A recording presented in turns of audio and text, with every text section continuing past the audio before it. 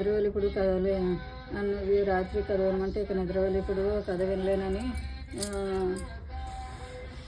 అని నిర్లక్ష్యంగా మాట్లాడింది. సంపదలు వచ్చిన తర్వాత ఆవిడకి పూజ వ్రతాదుల మీద శ్రద్ధ తగ్గిపోయింది. ఇంటికి దీపంలో ఉండాల్సిన ఇళ్ళకి శ్రద్ధ లేకపోతే ఆ ఇంటి ఐశ్వర్యం ఎలా నిలుస్తుంది? శ్రీరామదేవునికి ఆమె నిర్లక్ష్యం పట్ల కోపం వచ్చింది. వచ్చిన ఐశ్వర్యాలన్నీ తిరిగి వెళ్ళిపోవడం ప్రారంభించి పాత్ర సామాగ్రులన్నీ రాముగా అది మాత్రం మిగిలింది. గోటిలోని పెళ్లివంచం పోరింటికి వెళ్ళిపోతుంటే తల్లి ఆ కంచం అంచు పట్టుకున్న అంచు మిగిలిన కంచంలోని భాగమంతా పొరుగింటికి దొరికిపోయింది. మరునాడు ఆ కంచం అదే దీని మొక్క మా ఇంట్లో ఉందని తల్లి పొరుగు వారిని అడిగింది. వారు మేము మీ ఇంటికి వచ్చి దొంగిలించలేదు, ఈ కంచం మాదే అన్నారు. అప్పుడు సుగుణ తన చేతిలో మిగిలిన కంచం ముక్క తెచ్చి దానికి అతికించగా అది ఆ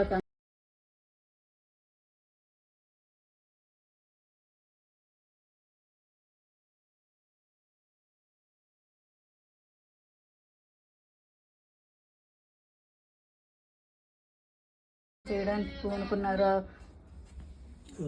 వీరు వ్రతం చేసి కథ చెప్పుకుంటుండగా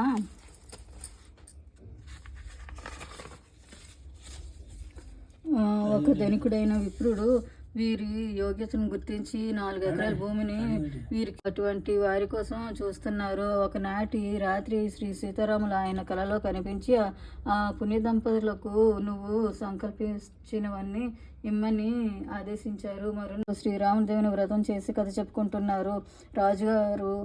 రాజుభట్లు మర్యాద చేసి వారికి కూడా రామదేవుని కథ వినిపించి ఆ తర్వాత రాజదర్శనానికి వెళ్ళారు. రాజుగారు వీరిని సన్మానించి వీరి గ్రామంలో రాజభవనం లాంటి ఇంటిని నిర్మించి సకల సదుపాయాలు